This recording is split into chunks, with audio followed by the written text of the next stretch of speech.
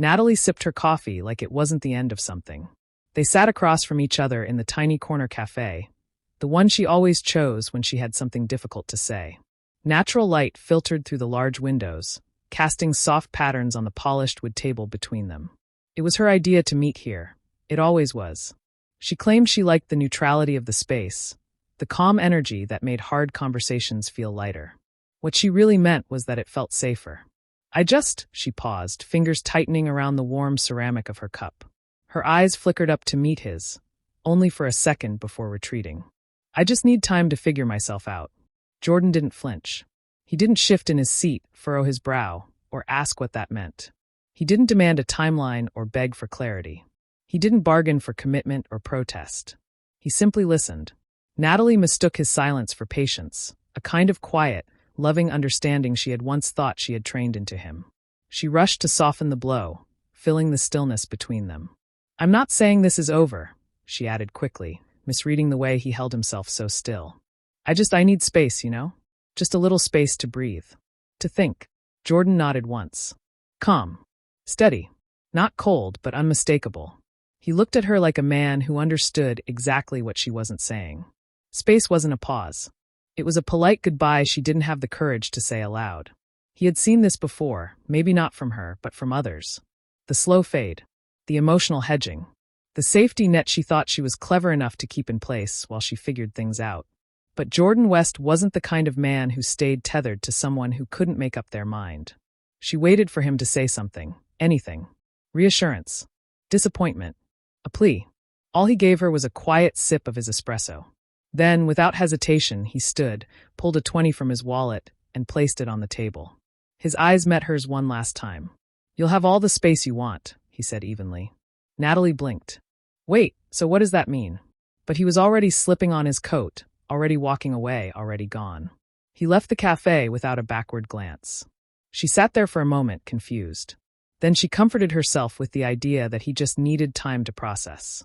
He would call. Maybe not tonight, but soon. They always did. Except Jordan didn't. No texts. No missed calls. No vague, hope you're okay check-ins. No breadcrumbs of affection left behind for her to follow. 2 days later, she searched for him on Instagram. His profile was gone. Blocked. She didn't panic at first. He just needed space, she told herself. A few days. Maybe a week. 2 at most. But days turned into weeks. Weeks into months. And by the time a year had passed, it was no longer a break. It was a reckoning. And Jordan? He was gone.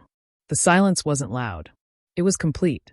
The morning after their cafe conversation, she had expected to wake up to something. A message, a sign. Hey, hope you're okay. Or even a dry "we'll talk soon." But when she checked her phone, her screen was blank. No notifications. No missed calls. No trace of him. At first, she convinced herself this was temporary. He was just giving her space, too. A parallel pause.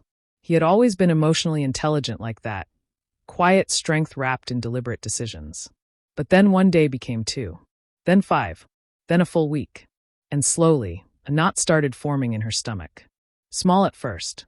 Almost ignorable. She opened Instagram again, searching for something. Anything. A quote. A song lyric. A cryptic caption hinting at longing. Nothing. Worse than nothing. His profile didn't exist. She blinked. Refreshed the screen. Checked the spelling of his handle. Still nothing. Her fingers moved instinctively to type his name into Facebook. No results. Twitter? Gone. Even LinkedIn? Not found. Maybe it was a glitch. Social media played tricks sometimes. But deep down she knew better. This wasn't technical. This was intentional. She texted him anyway. A simple, just checking in. Hope you're okay. No reply. That night she called. The call didn't even ring. Straight to voicemail. She tried again from a different number. It rang once, then cut out. She knew what that meant. He hadn't just stepped back. He had erased her entirely. By the second week, panic had settled into confusion, then quickly shifted into irritation. Who does that? Who takes "I need some space" as a full-scale exit strategy? But even as she tried to rationalize it, a voice in her head whispered the truth. He was serious. He wasn't bluffing. He wasn't punishing her with distance. He had made a decision. Clean. Final. Absolute. Natalie had underestimated the kind of man Jordan was. He wasn't the type to orbit while she explored her what-ifs. He wasn't a placeholder. He wasn't a patient seat warmer. He was the kind of man who knew his worth. And once she treated it like a convenience, he quietly packed it up and took it with him. She went through the stages. First, denial. She convinced herself he would return once he cooled off. Then bargaining. She drafted texts she never sent, half apologies and subtle hints that she missed him. Next, anger. Burning, irrational, misdirected. She cursed his pride, called him immature in conversations with friends, accused him of ghosting when, deep down, she knew the truth. She had opened the door, and he had simply walked through it. By the third month, there was nothing left to rationalize. He hadn't just given her space. He had vacated the entire emotional property. Sometimes she scrolled through their old messages, not for comfort, but for understanding, searching for the exact moment she lost him. She studied every word like a detective looking for clues. But the truth wasn't in a single sentence. It was in his silence, in the absence of a fight, in the precision of his exit. He didn't block her to be cruel. He did it because he knew she would try to come back. And when she did, he wanted there to be nothing left for her to return to. She thought space would buy her time, to reflect, to explore, maybe even to entertain other men without guilt. What she never expected was for that space to grow into a chasm. One so vast, even her regret couldn't bridge it. Jordan West had disappeared like smoke. And with him, he had taken every trace of the life she thought she could pause and resume at will. A full year had passed since she had last seen him. Not that she was counting. At least, that's what she told herself. She filled her days with noise. Brunches with friends. Yoga classes she barely focused on. Dates that felt more like interviews than connections. But no matter the distraction, Jordan lingered in her mind. Like the shadow of a song she couldn't quite forget. And then, one day, everything cracked open again. She was mindlessly scrolling through her feed when she saw it. A group photo. Laughter. Drinks. Rooftop patio lights strung overhead like stars. And there, in the middle of it all, Jordan, smiling. His arm draped loosely around another woman's waist. His face radiant. Free. Not just happy. Unburdened. And that was the moment she knew. She had let go, thinking he would still be there when she reached back. But Jordan West had never been the kind of man who waited. Natalie stared at her screen, fingers hovering over the keyboard, the weight of a single sentence pressing down on her. I miss you. 3 words. Simple. Honest. Soft enough to avoid sounding desperate, yet laced with just enough meaning to reopen a door she wasn't sure had been locked. She read it once. Then again. Then a third time, as if repetition might change the outcome. Finally, before she could second-guess herself, she tapped the screen. Message sent. And then nothing. No reply. No typing bubble. Just silence. She told herself not to panic, not to overthink it. Maybe he was busy. Maybe he needed time to process. She kept her phone close, checking every few minutes, then every hour. By morning, she was scrolling through their old messages, looking for warmth, for something, anything, that might remind him of what they had been. But the silence stretched on, and with each moment that passed, it became louder. Jordan had seen the message. He had acknowledged it, and he had chosen not to respond. It wasn't anger. It wasn't pettiness. It wasn't even a quiet form of revenge. It was clarity. She had asked for space. Now, she had more of it than she ever imagined. A lifetime's worth. At first, denial was easy. She convinced herself it had to be a mistake. Maybe he had opened the message by accident. Maybe he had meant to reply, but got distracted. Maybe, just maybe, he needed time to find the right words. But as the hours melted into days, that fragile hope withered. Her phone remained silent. No dots appeared. No follow-up message. Not even a dry, obligatory hey. She wasn't just being ignored. She was being left behind. The realization crept in during the quiet hours of the night, when the city outside her window slowed to a hush and the only sound was the low hum of her refrigerator. That's when the truth settled into her bones, cold, heavy, undeniable. Jordan was gone. Not in the way she had imagined. Not with lingering heartache or a door left ajar for her eventual return. He had simply moved on.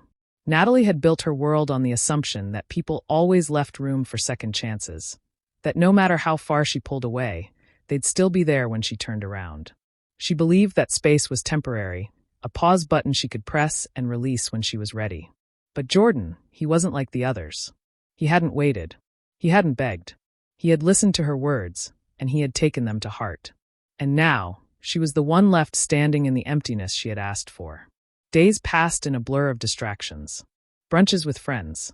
Yoga classes she barely focused on. Dates that felt more like interviews than connections. But despite her best efforts to drown it out, the silence remained, wrapping around her like an invisible force, pressing against her ribs, stealing the air from her lungs. Then, one night, as if grasping at the last frayed edge of hope, she picked up her phone and typed again. "Are you there?" She hesitated. Then, with a sharp inhale, she sent it. This time, the response was immediate, but not in the way she expected. A red exclamation mark appeared next to the message. Not delivered. Her stomach dropped. She tried again. Same result. Her breath hitched as she clicked on his profile. And that was when the final, crushing truth hit her. She couldn't see it anymore. She wasn't just ignored. She was erased. Blocked. Natalie stared at the screen, numb. The irony wasn't lost on her. The space she had once requested had stretched into something vast, something infinite, something irreversible. Jordan hadn't simply walked away. He had shut the door, locked it, and disappeared behind it for good. And that, more than anything, was his answer. She had assumed that time would keep the thread between them intact, that no matter how far she drifted, there would always be something to return to. But some people don't wait. Some people, when given the chance to leave, never look back. The weeks turned to months, and with every passing day, the truth settled deeper. Jordan hadn't just moved on. He had done so with a quiet certainty that stunned her. Not out of cruelty, not to punish her, but because he had chosen himself over the pain of waiting for someone who had made him optional. There was no grand finale, no dramatic confrontation, no tearful last words, just silence. And yet the silence spoke volumes. Some nights, she found herself scrolling through their old conversations, not for comfort, but for answers. She searched for the exact moment she had lost him, dissecting each sentence like a detective looking for clues. But the truth wasn't hidden in a single text. It was in his actions, in the precision of his exit, in the unwavering stillness of his response. He hadn't blocked her to be cruel. He had done it because he knew she would come back. And when she did, he wanted there to be nothing left to return to. Natalie had thought space would buy her time, to explore, to reflect, to see what else the world had to offer before making any final decisions. What she never expected was for that space to turn into a chasm, one so wide that not even her regret could bridge it. A full year had passed since she had last seen Jordan. Not that she was counting. At least, that's what she told herself. Then she saw the photo. It appeared casually on her feed, buried between posts of weekend getaways and engagement announcements. A rooftop party, strung with golden lights, laughter frozen in time. And there, among the sea of smiling faces, was Jordan. He looked different. Not just happy. Free. His arm was wrapped loosely around a woman's waist, his posture relaxed, his face radiant in a way that startled her. There was no trace of heartbreak, no quiet longing in his eyes. He wasn't waiting. He wasn't watching. He wasn't wondering what could have been. Natalie's heart pounded. She zoomed in, searching for cracks in his expression, for some hidden sign that he missed her. That maybe the smile was forced. That maybe the woman at his side was just a friend. That maybe, just maybe, he was thinner, more tired, worn down by missing her. But no, he looked whole. And that night, for the first time in a long time, Natalie couldn't sleep. She thought back to that morning at the cafe, the soft sunlight dancing off the polished wood table, the quiet hum of a conversation that had been far more final than she had realized. She remembered the way Jordan had stood, placed a 20 on the table, and walked away without looking back. She hadn't understood it then. But now she did. She had believed she was in control, that she could press pause and resume when she was ready. But not every connection comes with a safety net. Some people, when released, do not return. They do not orbit in the background, waiting for the right moment. Some people, when given space, disappear into it. And in doing so, they teach you a lesson far deeper than any words ever could. Natalie had once asked for space. What she got was emptiness. Not the kind that begged to be filled, but the kind that echoed forever.